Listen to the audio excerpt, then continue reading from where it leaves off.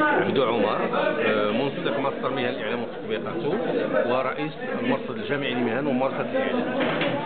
اللقاء ديال اليوم كان حول المائده المستديره، دور الفاعلين الاعلاميين والمقاربه ديال الاكاديميين في هذا المجال.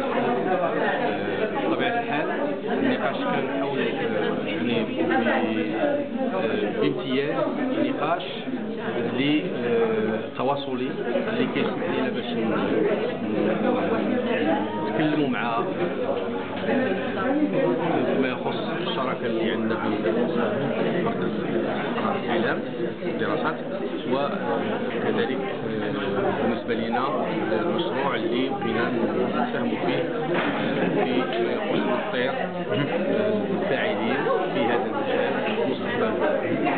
المائده المستديره يعني اصدرت نقاش شي جزء فعال حول الارهاصات وحول كذلك التطلعات ديال المعنيين بالامر، وكانت الاسئله في هذا المجال يعني جد مهمه خاصه بالنسبه للفاعلين، لانه هناك تساؤلات حول المقاوله، حول الصحفي وحول المهنه وحول مستقبل المهنه.